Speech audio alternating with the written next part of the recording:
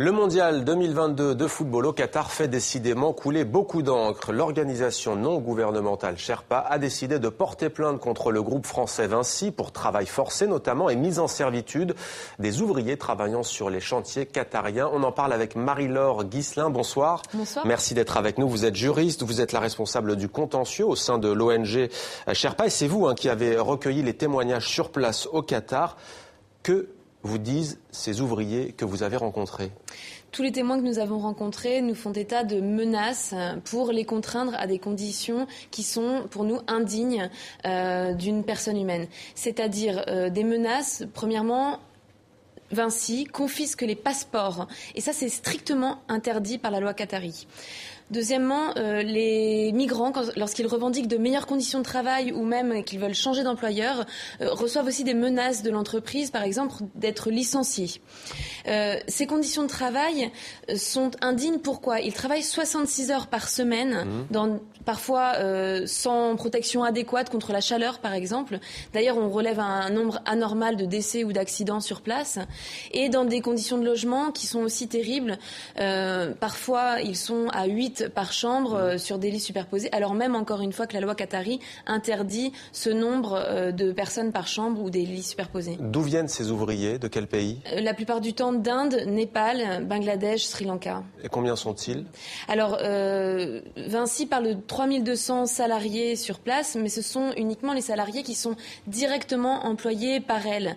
La filiale qatari, donc QDVC, emploie 60% de gens à travers des sous-traitants. Et il faut savoir que Vinci doit traiter de la même façon ses sous-traitants et ses salariés directement. Or, malheureusement, elle ne le fait pas. Les autorités qatariennes, que disent-elles? Vous parlez de confiscation de passeports. Est-ce que vous avez pu avoir l'avis des autorités du Qatar? Alors, nous sommes allés sur place et nous avons eu l'avis d'ambassades, par exemple, d'Inde, du Népal ou d'autorités qatariennes. Pour eux, il est clair que la loi qatari interdit la confiscation du passeport et donne des standards quand même minimaux de conditions de logement ou de conditions de travail, qui pour nous ne sont pas tous respectés par Vinci. Alors vous dénoncez donc les conditions de travail, la rémunération également, quelle est-elle? Alors la rémunération peut varier entre 200 à 500 euros par mois.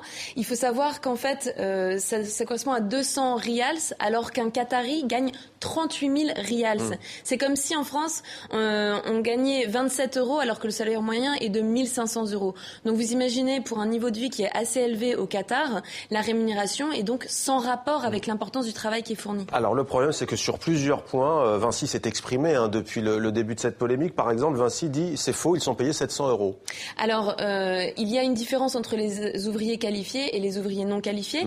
Tous les témoignages que nous avons recueillis nous parlent des mêmes chiffres, donc nous espérons en fait pouvoir justement les comparer avec ceux de Vinci, puisqu'ils nous parlent de 700 rials minimum. Ensuite, on a des salaires de 900 000 rials qui correspond effectivement à un peu plus de 200 euros, mais on n'est pas dans les chiffres que Vinci nous donne. Alors le directeur des ressources humaines du groupe de BTP, Franck Mougin, déclare: nous travaillons depuis des années sur l'amélioration des conditions de travail de nos travailleurs au Qatar et pas seulement celles de nos 3200 salariés propres. Nous veillons aussi à tous ceux de nos sous-traitants que nous contrôlons. C'est un avis que vous ne recevez pas?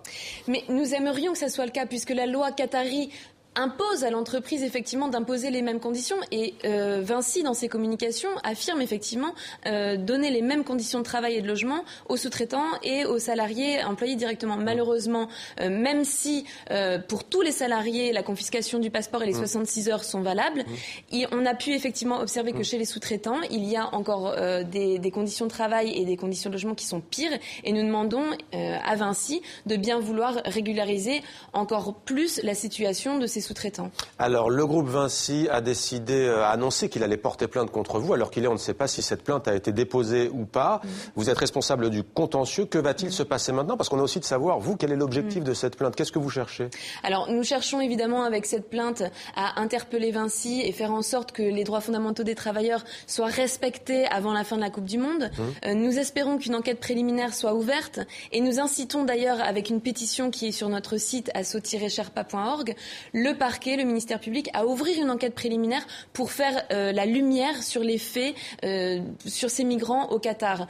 Malheureusement, le ministère public n'a pas toujours la volonté politique d'ouvrir des enquêtes préliminaires lorsqu'on est face à des cas d'envergure internationale comme celui-ci. Malheureusement, les classements de sans suite d'Auchan et de Samsung, nos 2 derniers dossiers, le montrent. Donc il y a une pétition pour vraiment inciter le ministère public à ouvrir une enquête préliminaire.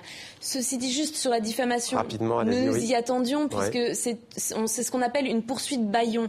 Ce n'est pas la première fois que Vinci utilise cette technique que les multinationales ont l'habitude d'utiliser. Lorsque nous avons porté plainte contre Vinci en Russie pour des faits de corruption, les ONG ont été gravement menacées sur place. Donc nous y attendions. Merci beaucoup Marie-Laure Ghislain d'avoir répondu à nos questions sur TV5 Monde.